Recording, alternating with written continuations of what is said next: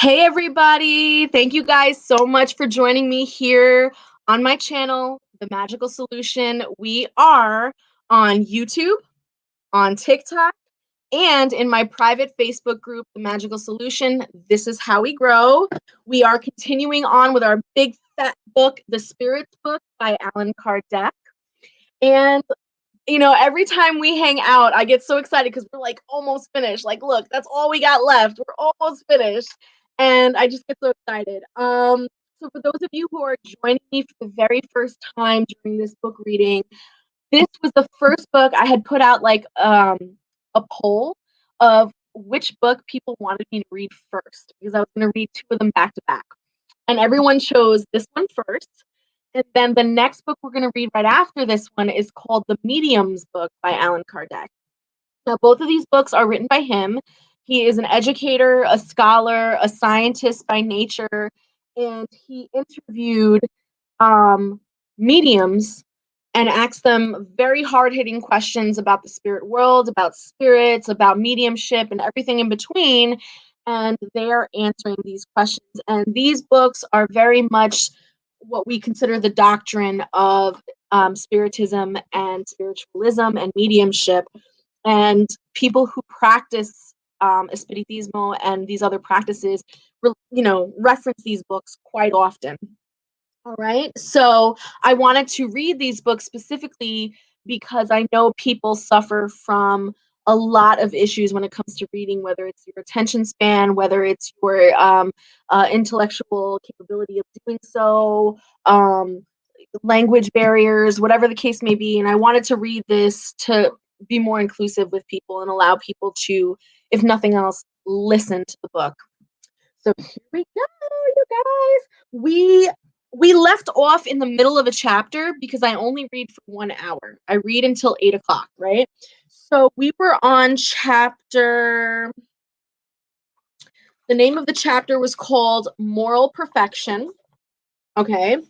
And the subcategories of this chapter was virtues and vices, the passions, selfishness, the characteristics of a moral person, and self-knowledge. And then we left off on the subcategory of the characteristics of a moral person. So let's continue. Question 918. By what signs can we recognize in individuals the real progress that will raise their spirit within the spirit hierarchy? The spirit proves its progress when all the actions of its corporal life consist in practicing the law of God and when it understands the spirit life beforehand. Truly moral individuals are those who practice the law of justice, love, and charity in its most complete purity.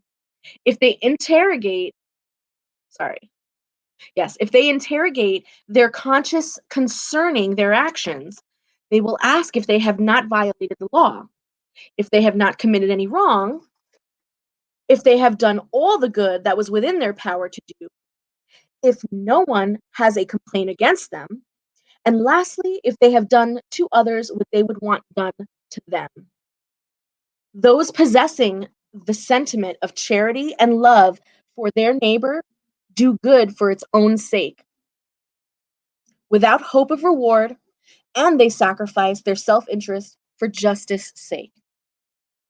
They are good, humane, and benevolent toward all because they see their own brothers and sisters in all humans, regardless of race or belief. If God has given them power and wealth, they regard it as a deposit that they must use for good. But this does not make them vain because they know that God, who has given them power and wealth, can also take it away. If the social order has placed persons under their care, they treat them with kindness and benevolence because they are equals before God. They use their authority to build them up morally and not to crush them with their pride. They are tolerant of weakness of others, and they know that they themselves need tolerance, and they remember the words of Christ, which is, "Let him that is without sin cast the first stone." They are not vindictive, following Jesus' example. They forgive offenses and only remember benefits because they know that they will be forgiven as they have forgiven. And finally, they respect in others all the rights that the laws of nature have granted them, as they would desire their own to be respected. So now we're on the subcategory of self knowledge. Question 919. What is the most effective means for improving ourselves in this life and for resisting the draw of evil? A sage of antiquity has told you, know thyself. We comprehend all the wisdom of that maxim, but the difficulty is precisely in knowing ourselves. By what means can we do this? Do what I used to do when I was living on earth. At the end of each day, I examined my conscience, reviewed what I had done, and asked myself whether or not I had failed to fulfill some duty or whether or not anyone might have had a reason to complain about me. It was thus that I arrived at knowing myself and at seeing what there was in me that needed to be reformed. Those who every night would recall all their actions during the day and would ask themselves what good or wrong they have done, praying to God and their guardian angel to enlighten them, would acquire great strength for self improvement. Because believe me, God will assist them.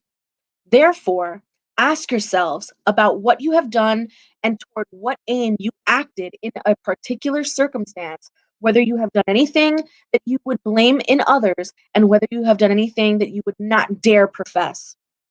Also ask if it has pleased God to call me at this moment to enter the world of spirits where nothing is hidden, would I cower before anyone's gaze? Examine what you may have done against God, then against your neighbor, and lastly against yourselves. The answers will be either repose for your consciousness or an indication of a wrong that you must amend. Self knowledge is therefore the key to individual improvement. But you will ask, how do we judge ourselves? Won't we be under the illusion of vanity, which exalts all our wrongs and makes them excusable? Misers think they are simply being thrifty and foresightful, while proud individuals think they are only full of dignity. All of this is quite true, but you have a means of control that cannot deceive you. When you are indecisive as to the quality of any one of your actions, ask how you would judge if it had been done by someone else. If you would blame it in another, it can only be more legitimate for you. For God does not use two measures for justice. Also, seek to know what others think about you, and do not neglect the opinion of your enemies, because they have no interest in disguising the truth. Frequently, God places them beside you as a mirror in order to warn you more frankly than a friend would. Therefore, let those who are truly willing to improve themselves examine their own conscience in order to uproot from it their bad tendencies as they uproot weeds from a garden. Let them balance out their moral workday like business persons do with their profits and losses. And I can assure you that there will be more profits than losses. If you can say that your workday has been good, you can sleep in peace and fearlessly wait for your awakening in another life. So, formulate clear and precise questions and do not be afraid to add to them. You would do very well to devote a few minutes to securing eternal bliss. Don't you work every day to accumulate what you will need for the rest in old age? Isn't the rest the object of all your desires? The goal that enables you to endure temporary fatigue and deprivation? Well, then, what is the rest of a few days troubled by the infirmities of the body compared to what awaits the moral person? Isn't it worth a little effort?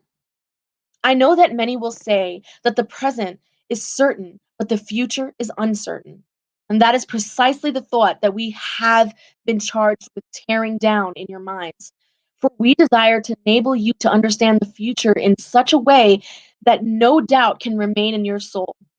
That is why we first called your attention to us through the phenomenon of nature. by touching your senses, and why later we gave you instructions that each one of you has the duty to spread. It was this purpose in mind that we have dictated the Spirit's book. And then there's a quote from St. Augustine. Many of the wrongs we commit pass by us unnoticed.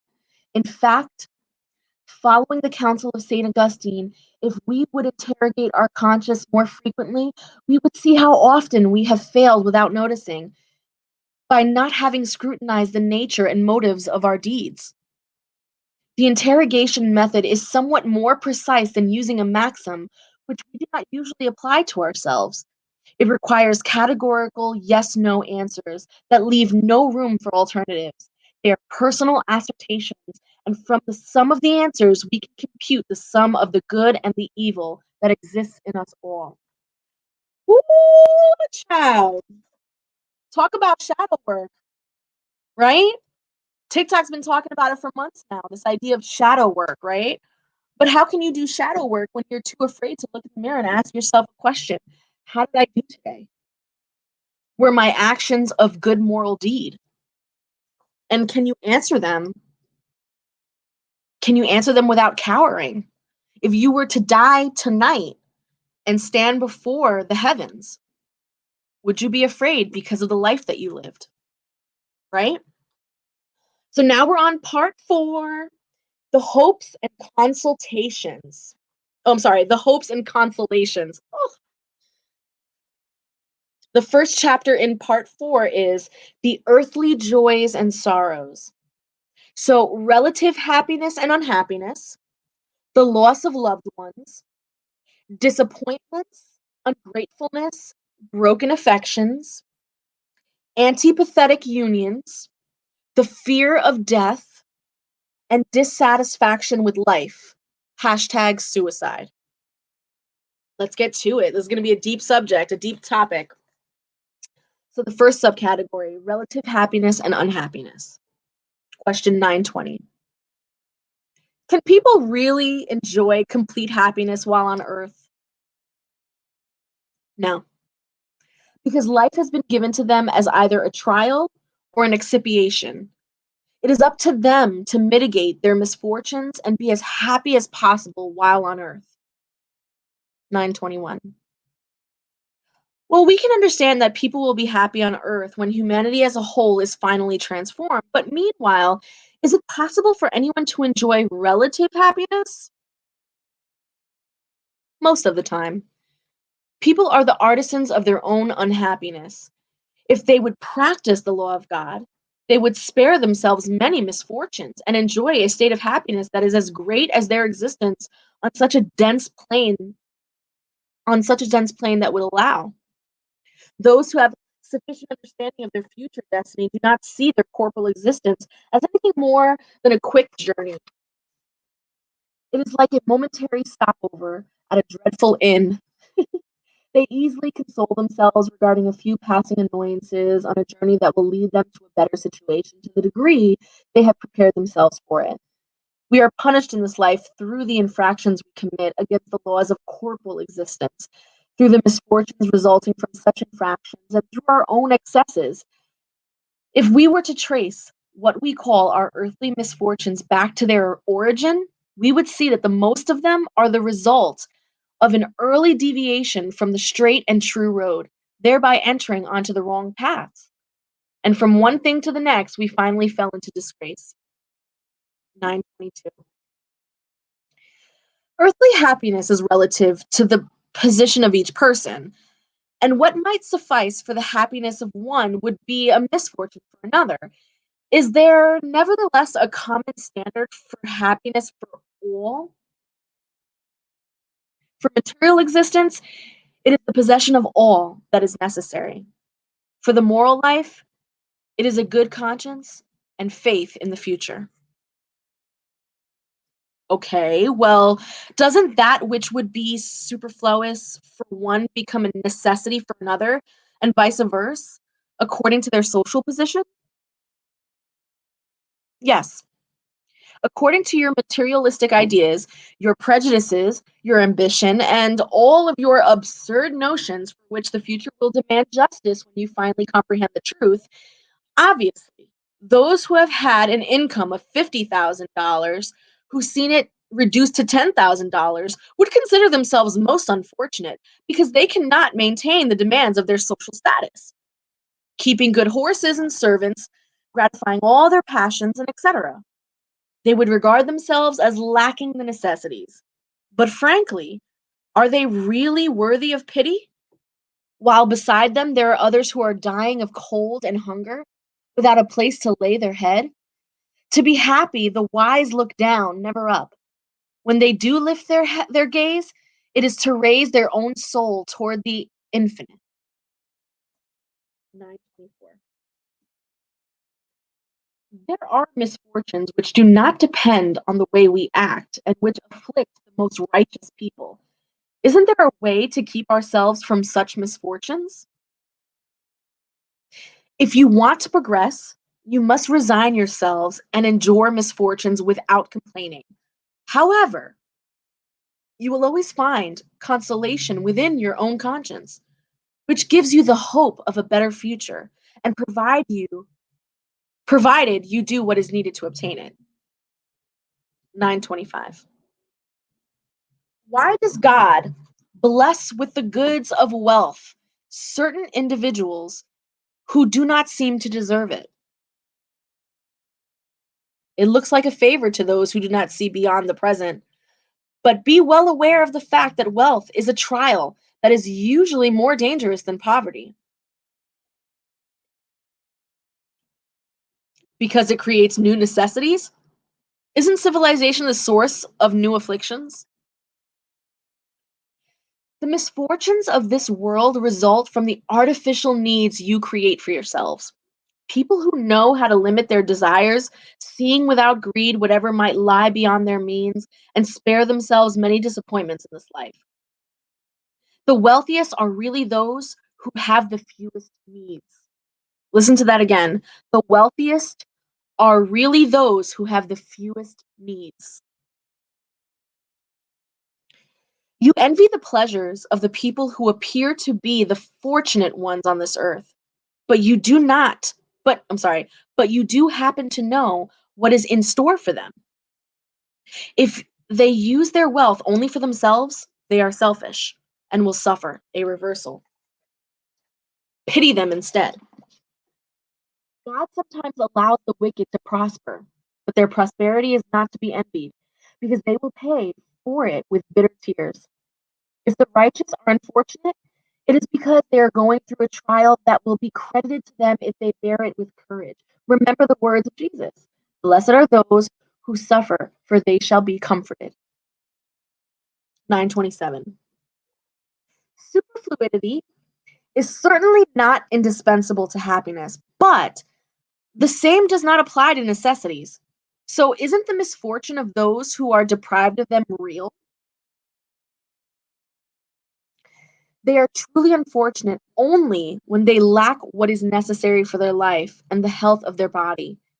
Such deprivation is perhaps the result of their own making, and they can only blame themselves for it. If it is the result from the wrong of another, the responsibility would fall upon the one who has caused it. 928.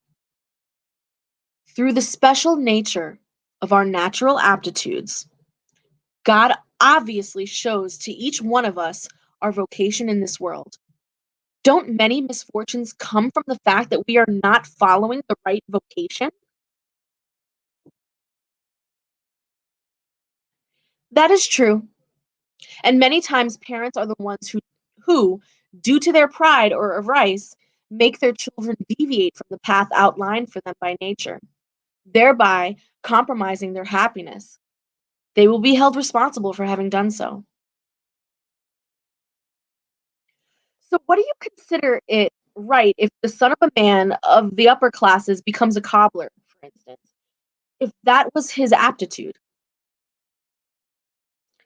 You do not need to resort to absurdities and exaggerations. Civilizations has its necessities. Why would the son of an upperclassman, as you say, become a cobbler if he can do other things? Individuals can always be useful according to their abilities if they are not applied to something they are not meant for. For instance, instead of a bad lawyer, they could perhaps become a skilled mechanic. Operating outside their proper intellectual sphere is assuredly one of the most frequent causes of disappointment. Ineptitude in a chosen career is an inexhaustible source of reversals. Then, pride is added to the mix, which keeps individuals from resorting to a more humble profession, and they often regard suicide as the ultimate remedy for escaping from what they consider as humiliation. If a moral education has raised them above all of the prejudices of pride, they would never become destitute. 929. There are people who are destitute of all resources, even when there is an abundance all around them, and who do not see any other solution to their problem except death. What should they do? Should they allow themselves to die of hunger? People should never contemplate the idea of allowing themselves to die of hunger. They can always find the means to feed themselves if pride does not interpose itself between need and work. We frequently say that there are dishonorable professions and that it is not the job per se that is dishonorable, words we unfortunately apply more to others than to ourselves. 930. Well, it seems obvious that without the social prejudices that we allow to dominate us, we would always be able to find some sort of work that would enable us to make a living, even though in a lower position. Among those who have no such prejudices, however, or who put them aside, aren't there those who are unable to provide for their needs as a result of illness or other causes independent of their will? In a society organized according to the law of Christ, no one should die of hunger. So I want to make something very clear here. I hope you're understanding what's being said here. This is not victim blaming. He's not saying that people shouldn't die of hunger or people shouldn't contemplate death because they can't find food or find a job or find a means to feed themselves and take care of themselves.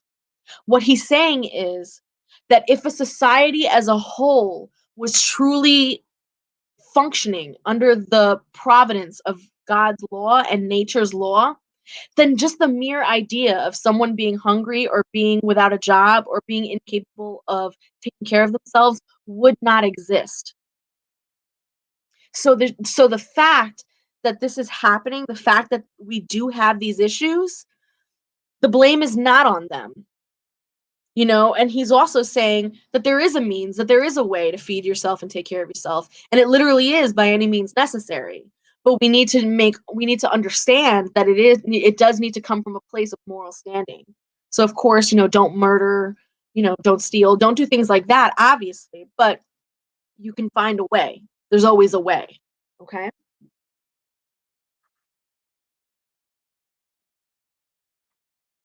With a wise and provident societal organization, people would never lack what is necessary except by their own fault, which is often the result of their environment. When they practice the law of God, however, there will be a social order founded on justice and solidarity, and they themselves will be better individuals. 931. Why are the suffering social classes more numerous than the fortunate ones? No one is perfectly happy. Those who are looked at as fortunate often hide poignant afflictions. Suffering is everywhere. However, in response to your thought, I will say that what you call the suffering classes are more numerous because the earth is in a place of expiation. When humans have finally transformed it into the habitat of the good and of the good spirits, men and women will no longer be unhappy in this world. It will be a terrestrial paradise for them. 932. Why do the wicked of this world usually exert a great influence over the good ones? Because the good ones are not assertive. The wicked are scheming and daring. whereas the good are timid. The moment they want to, the latter will prevail. Did you hear that? He ain't wrong, you guys. He's not wrong. The good ones, I don't know what it is. We tend to not fight hard. We tend to not get loud and get aggressive. And that is why so much evil is prevailing and why it is the way it is, you know? If people are usually the artisans of their material sufferings, are they also the artisans of their mental suffering? Psh, even more so, because their material sufferings are sometimes independent of their will, while wounding pride, frustrating ambition, voracious anxieties, envy, jealousy, in short, all the passions comprise the torments of the soul. Envy and jealousy.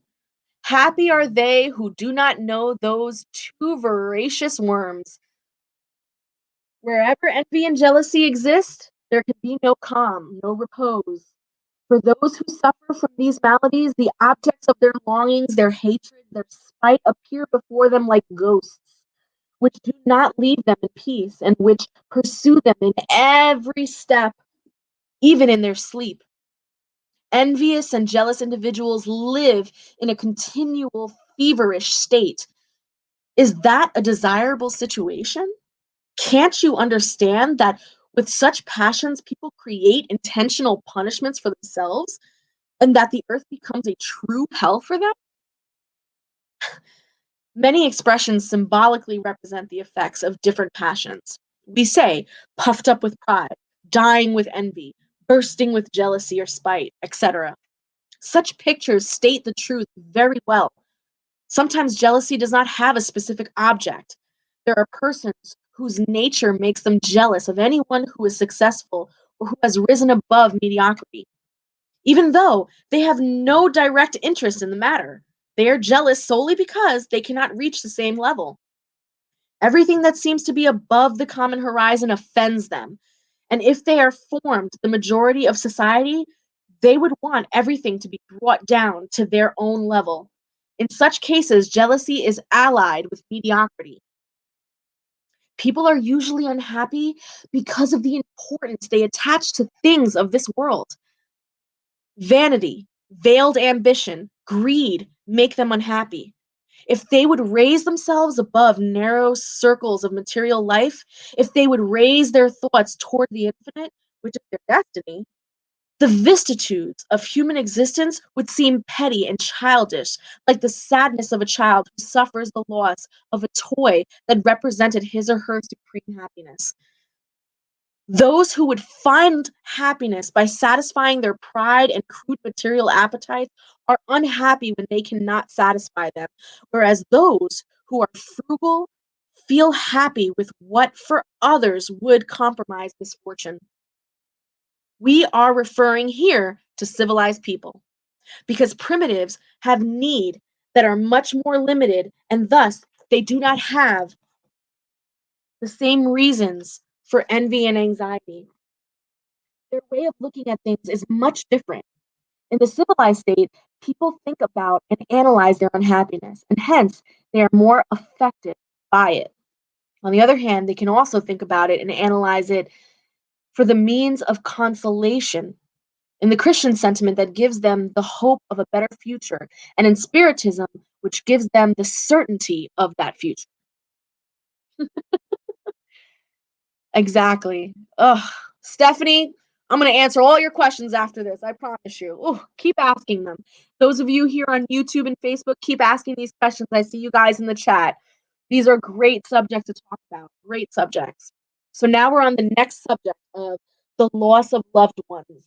Okay, so we're going to start getting into loved ones, suicide, death, things like this. And again, just a fair warning, a lot of these subjects can be very triggering for people. Please understand that this is all just from one perspective, okay?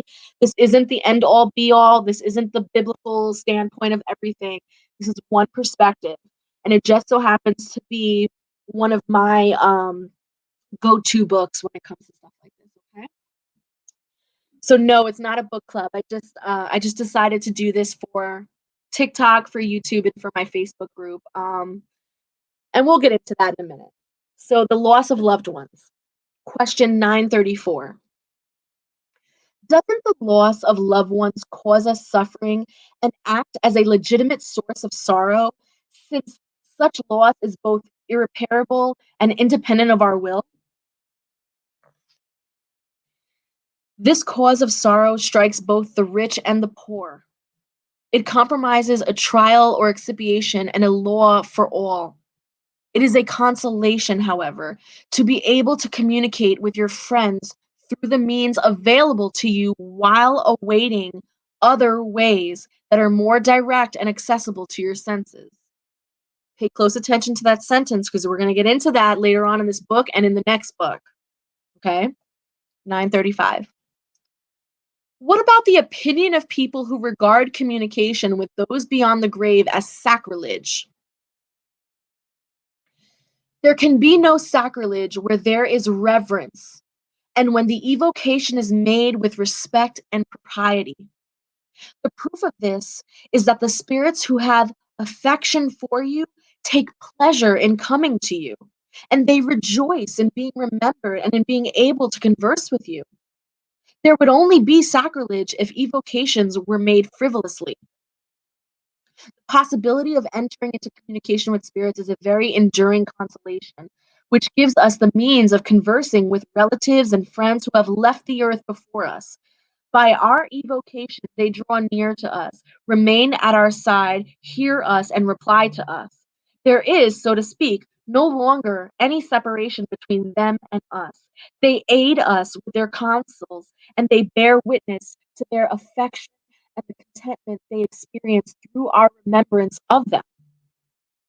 It is a satisfaction for us to know they are happy and to learn from them personally the details of their new existence, acquiring the certainty that someday we will rejoin them in our turn.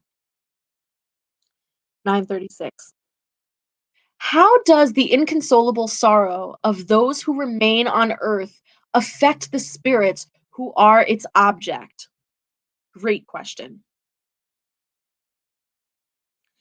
A spirit is sensitive to the memory and grief of those it has loved, but persistent, unreasonable sorrow affects it grievously because it sees in such excess a lack of faith in future and trust in God, and consequently, an obstacle to progress and perhaps to their reunion in the spirit world. Woo! When a spirit is happier than it was on earth, to regret that has left this life behind is to regret that it is happy. Two friends are prisoners in the same jail. Both of them are to be freed someday, but one of them is freed first. It would be right on the part of the one who remains in prison to be saddened that his friend has been set free before him, right?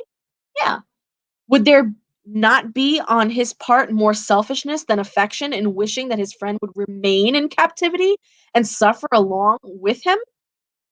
The same applies to two persons who love each other on earth. The one who departs first is the first to be freed, and the other should be happy and patiently waiting for their moment when he or she will also be liberated. Let us make another comparison.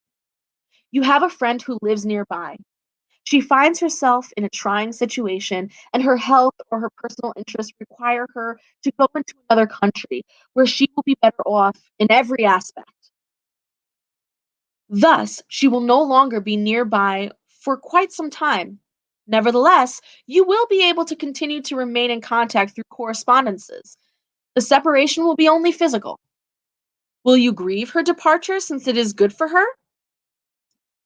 The Spiritist doctrine, through the obvious proofs it gives us concerning the future life, the presence around us of beings we have loved, the continuing of their affection and kindness, as well as the relationships that enable us to communicate with them, offers us supreme consolation in the face of one of the most telling causes of sorrow. With Spiritism, there is no more abandonment. The most isolated of human beings is always surrounded by friends with whom he or she can communicate. We impatiently endure the tribulations of life. They seem so intolerable that we think we cannot bear them. Nevertheless, if we do bear them with courage, if we know how to silence our complaining, we will rejoice when we are released from this earthly prison. In the same way that patients who have been suffering for a long time rejoice at being healed after having patiently endured a painful treatment. We're now on the next subject of disappointments, ungratefulness, and broken affections. 937.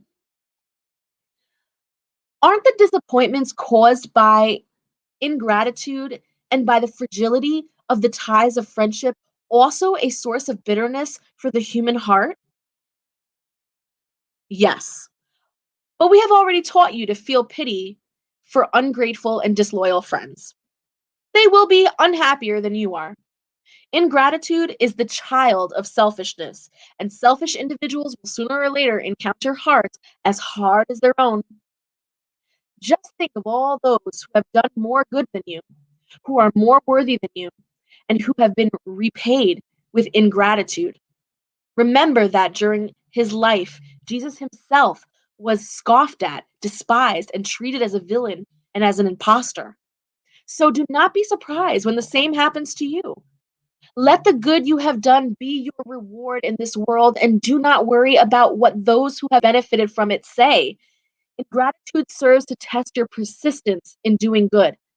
It will be credited to you, and those who have been thoughtless towards you will be punished in the same extent they have been ungrateful. 938. Couldn't the disappointments caused by ingratitude harden the heart and make it insensitive? Well, that would be unfortunate because persons with heart, as you say, will always be happy for the good they have done. They know that if the good they have done is not remembered in the present life, it will be in another, and ingrate will then feel shame and remorse. But this knowledge will not prevent their heart from feeling hurt. Mightn't this lead them to think they would be happier if they were less sensitive? So he's asking, like, when people get hurt, when their heart gets hurt over and over and over again, when they do good and they're continuously just being shut down, when they do the right thing and they're continuously still being hurt by it, doesn't this after a while just make you go numb? Like, how do we just rely on the idea of just let's be happy with just doing good and being okay with doing good? Yes. If they were to prefer a selfish happiness, a very sad happiness. However, if they know that ungrateful friends who desert them are unworthy of their friendship and that they have been mistaken about them, they will no longer regret losing them. Later on, they will find friends who are more understanding. You should pity those that treat you in a way that you do not deserve, because they will suffer a sad recompense. Do not let yourself be afflicted by them. It is a means for you to raise yourselves above. Nature has given humans the need to love and be loved. One of the greatest enjoyments granted to them on earth is in their meeting with mutually attuned hearts. Nature thus grants them a foretaste of the happiness awaiting for them in the world of perfected spirits, where all is love and benevolence, a happiness that is refused to selfishness. We're now on the subject of antipathetic unions. Here we go. 939. Since sympathetic spirits are led to meet one another, why is it that among incarnate spirits, affection is frequently only one sided, and sincere love is received with indifference or even repulsion? Moreover, how is it that the liveliest affection between two persons can turn into dislike and sometimes hatred? Can you not understand that this is a punishment, albeit a passing one? Besides, how many are there who think they are deeply in love because they only judge according to physical appearance, But when obliged to live together, they soon realize their judgment had only been based on a physical passion. It is not enough to be enamored with someone who pleases you and whom you suppose to be endowed with beautiful qualities. It is only by living together that you can appreciate each other. On the other hand, how many unions there are that at first seem to be incompatible, but which in time, as both get to know each other better, are transformed into a tender and lasting love because it is founded on mutual esteem. You must not forget that it is the spirit who loves and not the body, and that once the physical illusion dissipates, the spirit sees reality. There are two kinds of affection, that of the body and that of the soul. And these are often mistaken for each other. When pure sympathetic, when pure and sympathetic, the affection of the soul is lasting. The affection of the body is perishable. That is why those who believe they loved each other with an eternal love often end up just detesting each other when the illusion has vanished. 940. Isn't the lack of sympathy between persons destined to live together also a source of suffering? That is all the more bitter because it poisons their entire existence? Very bitter indeed. However, it is usually one of those misfortunes of which you yourselves are the main cause. In the first place, simply because your laws are at fault, do you believe that God obliges you to live with those you dislike? Moreover, in such unions, you almost always seek more to satisfy your pride and ambition rather than to enjoy the happiness of mutual affection. Thus, you suffer the natural consequences of your prejudices. But in such cases, isn't there almost always an innocent victim? Yes, and for that one, it is a heavy expiation. However, the responsibility for such unhappiness will fall upon the one who has caused it. If the light of truth has reached the soul of the victim, faith in the future will provide consolation. Besides, to the degree that such prejudices are weakened, the causes of these private misfortunes will disappear. Now, I don't agree with that personally, because to me, that sounds like victim blaming, especially when it comes to domestic violence cases. So, again, this isn't word. And remember, this was written back in the freaking, I don't even know, 1600s, 1800s, I don't even know. And, their views on a lot of things were very, very different back then. But specifically, like when he uses word like savages and primitives and stuff like that, obviously we're talking about a different time. Okay. I'm reading The Spirit Book by Alan Cardek. It's one of the spiritualists' spiritist doctrines. Okay. If you are a budding psychic or a budding medium, I highly suggest that you read these books. It's a whole series. Okay. We are now on the subject of the fear of death. The fear of death. Here we go. 941. The worry over death is highly vexing to many people. Why such worry if they have the whole future in front of them? It is wrong to have such apprehension. But what do you expect? Since early on, people have been persuaded that there is a hell and a heaven, and that they will most likely go to hell because they have been taught that whatever belongs to the realm of nature is a mortal sin for the soul. Thus, when they grow up, and if they have any reason at all, they can no longer accept such a belief and become atheist or materialistic. It is thus that they are led to believe that nothing exists beyond the present life. As for those who persist in their childhood belief, they fear the eternal fire that must burn them without destroying them. But death does not inspire any fear in the righteous, for faith gives them certainty about the future. Hope beckons them with a better life, and since they have practiced the law of charity, they have the assurance that in the world into which they will enter, they will not find anyone into whose eyes they will dread to look. Carnal individuals are more connected to corporal life than spiritual life, and while on earth, they experience only its physical pains and pleasures. Their happiness consists in fleeting satisfactions of all their desires. Their soul is constantly concerned with and affected by the vicissitudes of life, and hence it remains anxious and in a constant state of torment. Death terrifies them because they have doubts about the future and because they believe that they must leave on earth all of their affections and all of their hopes. Even while in this world, moral persons who have raised themselves above the artificial needs created by the passions experience pleasures unknown to materialistic persons. The moderations of their desires lends calmness and serenity to their spirit.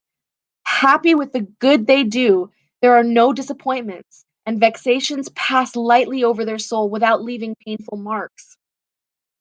942. Won't some people think that these counsels about happiness are a little banal? I mean, won't they seem as being commonplace or as platitudes? Won't they say that the secret to happiness is to know how to bear up under misfortune? Well, there are those who say that, and they are numerous. Many of them, however, are like ill persons for whom the doctor has prescribed a particular diet. They would like to be healed without any medications and continue to hand themselves over to indigestion. That's a great analogy. Okay, so we're now on a very touchy subject. This subject is the dissatisfaction with life and suicide. Again, trigger warning. If you do not want to talk about suicide, listen about suicide, this you might want to skip over. Okay? 943. Where does the dissatisfaction with life come from, which takes hold of some individuals without any plausible reason? It is the effect of idleness, lack of faith, and usually satiety. Um, not being able to be satiated, right? So just constantly wanting, wanting, wanting, not being satisfied. That's the right word. For those who employ their faculties with a useful purpose and according to their natural aptitudes, labor has nothing barren about it, and life flows by more quickly. They bear life's tribulations with patience and resignation because they look forward to the more solid and lasting happiness awaiting them. Okay, but do people have the right to take their own life? No, only God has the right. Those who intentionally commit suicide commit a transgression against that law. Isn't suicide always intentional? Insane individuals who kill themselves do not know what they are doing. What is it to be thought of those who commit suicide because they are dissatisfied with life? Folly. Why did they not want to work? Life would not have seemed so heavy to them. Well, what about those who resort to suicide in order to escape from the troubles and disappointments of this world? Poor spirits, who do not have the courage to bear the misfortunes of life. God helps those who suffer, but not those who have neither strength nor courage. The tribulations of life are meant as trials or expiations. Happy are they who bear them without complaining, for they shall be rewarded. But woe to those who in their impiety hope to find salvation in chance or luck, to borrow their own language, may in fact favor them for a moment, but only to make them later and more cruelly feel the emptiness of these words. Won't those who have driven an unhappy person to this act of despair suffer the consequences of their action?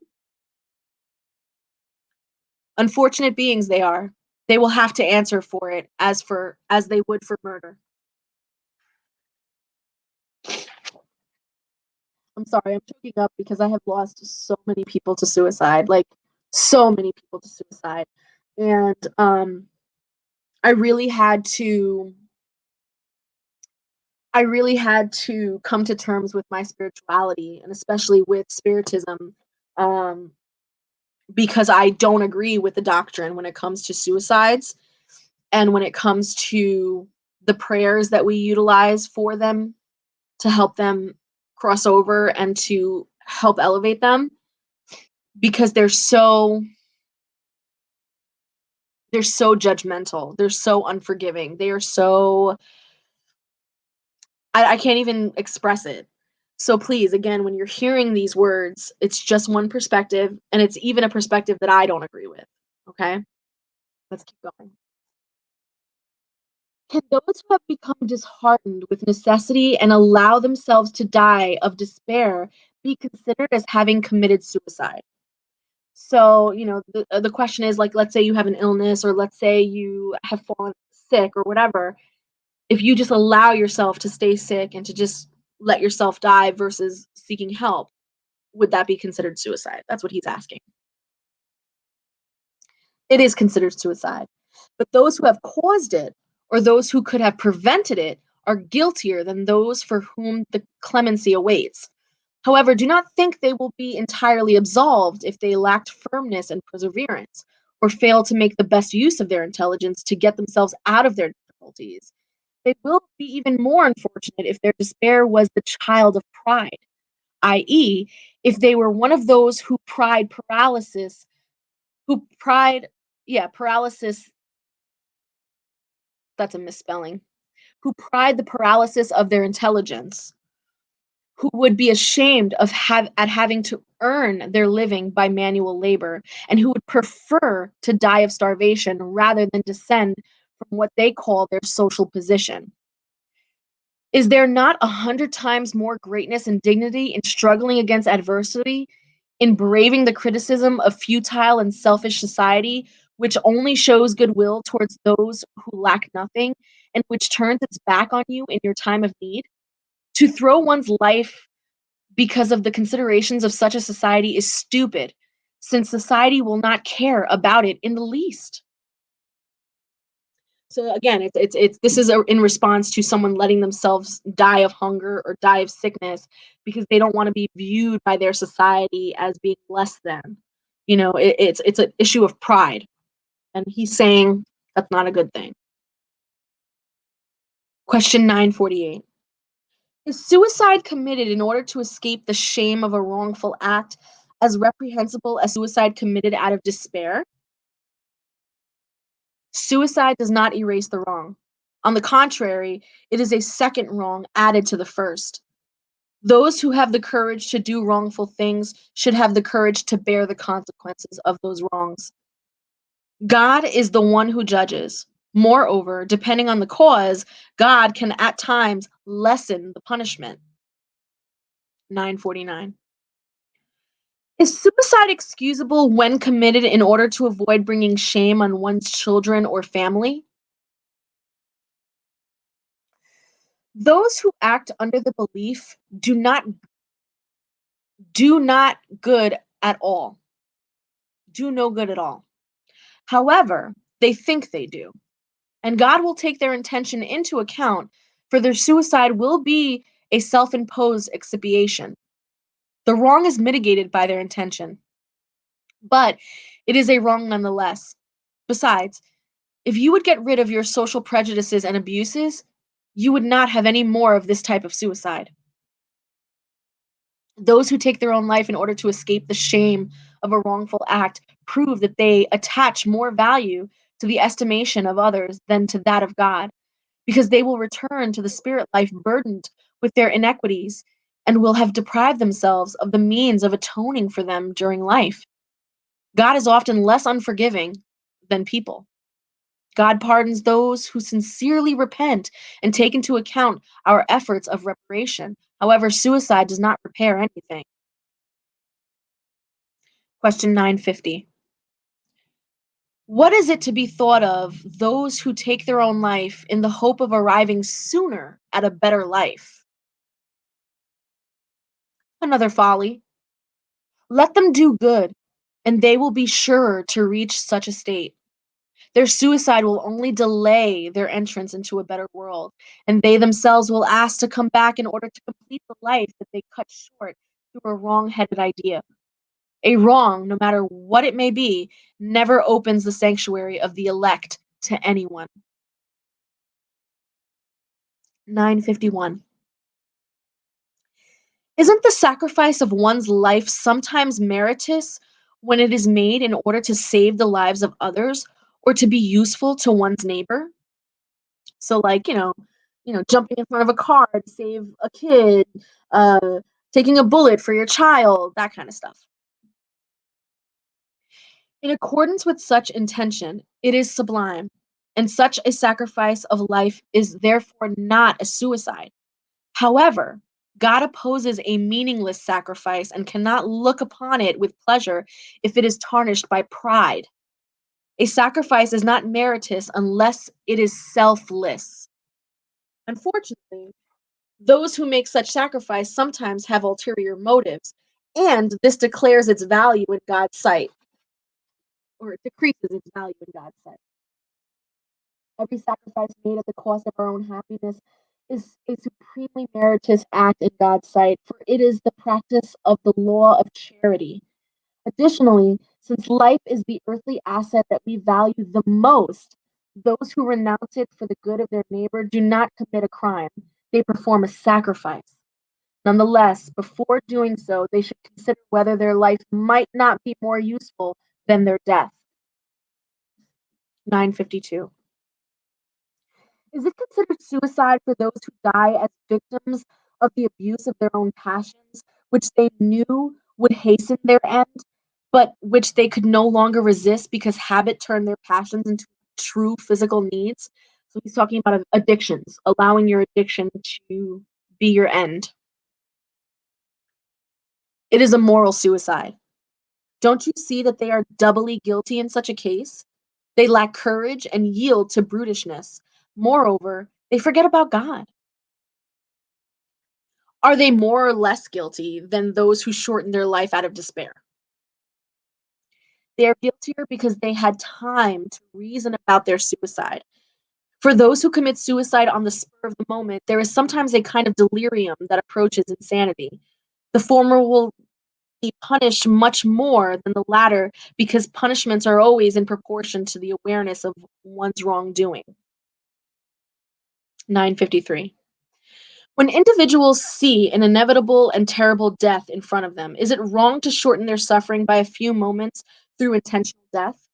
So this is like, if you're in war and, you see the enemy crossing the line and there's no escape, you're about to get killed. He's asking, if that soldier would just take his own life really quick versus allowing the enemy to come and possibly torture him or something. Is that considered bad? It is always wrong not to wait for the term set by God.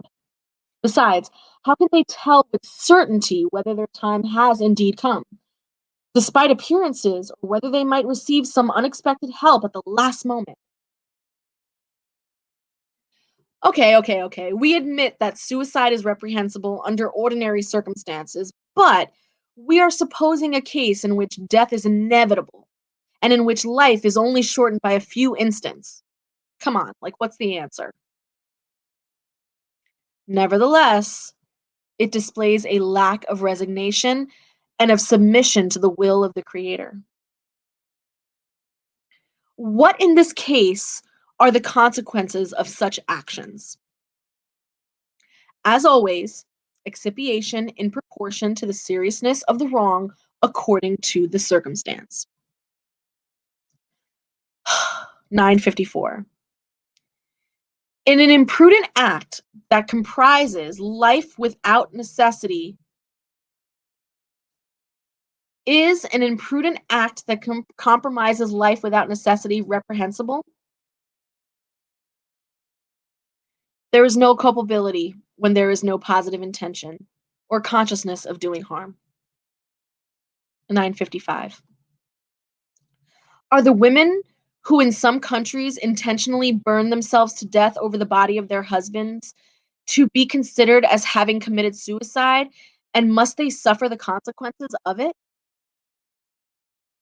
They obey prejudices and usually do it more out of coercion than out of their own will. They believe they are fulfilling a duty, and this is not what characterizes suicide. Their excuse is the ignorance and lack of moral development in most of them. Such barbarous and stupid customs will disappear with civilization. Ouch. 956. Do those who cannot bear the loss of loved ones and kill themselves in the hopes of rejoining them accomplish their objective? The result for them is much different than what they hoped for. Instead of being reunited with the objects of their affection, they keep themselves away from them even longer because God cannot reward an act of cowardice and an insult which demonstrates distrust in divine providence.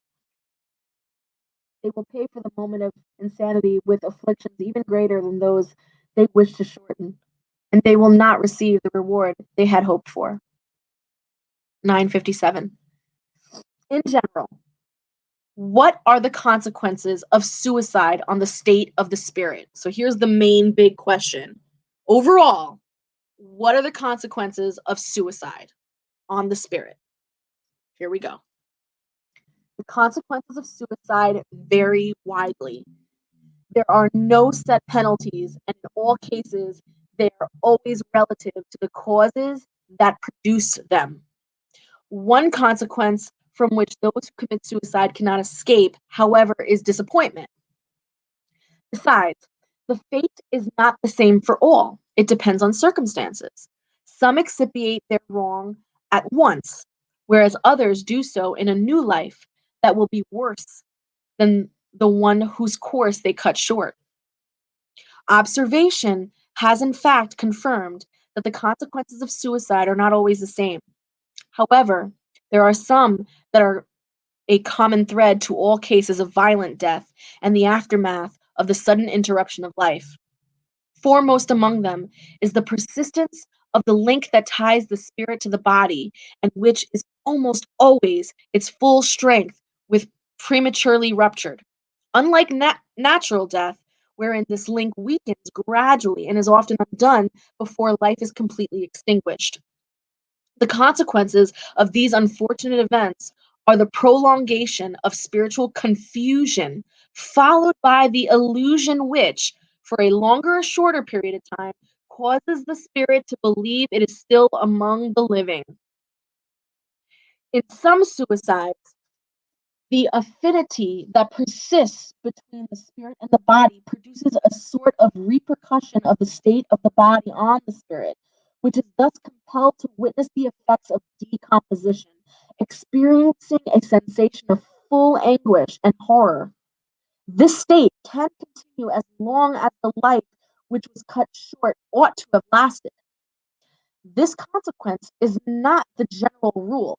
However, in no case are those who committed suicide freed from the consequences of their lack of courage. Sooner or later, they will expiate this wrong in one way or another. Thus, certain spirits who had been very unhappy on earth have stated that they have committed suicide in their preceding existence, and they had willingly submitted to new trials in order to try to bear them with more resignation.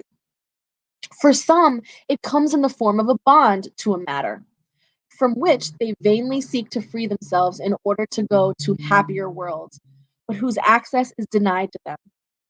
For the majority, it is a regret for having done something needless, from which they have reaped only disappointment. Religion and morality and philosophy condemn suicide as being contrary to the law of nature. All tells us, in principle, that we have no right to intentionally shorten our own life. But why do we have, but why, what? But why do we not have the right? Why are we free to put an end to our own suffering? Why are we not free to put an end to our own suffering? It is up to the spiritualist doctrine to address these questions and to show through the actual examples of those who have succumbed to it that suicide is not only wrong, a wrong that violates moral law, a consideration of little importance to some individuals, but a reckless act that will bring no benefit. In fact, the result will be quite contrary. It is not according to some theory that Spiritism teaches us. Spiritism has a set actual examples right in front of us. And we'll get into that in the next chapter, okay? So I'm going to stop because I did say that I'm only going to read for an hour. But the next chapter that we're going to get into is called Future Joys and Sorrows. And the subcategories are nothingness, the future life, the intuition of future joys and sorrows, God's intervention in punishments and rewards, the nature of future joys and sorrows, temporary punishments, expiation and repentance, the duration of future punishments, the resurrection of the flesh, heaven, hell, and purgatory. So that's going to be next week's topic. Now, I saw a lot of comments, a lot of questions. I'm going to go through some of them before we get going. Those of you who joined me late, I was reading from the Spirits book, Allan Kardec. And when we're done with this book, we're going to go to the Mediums book. Okay.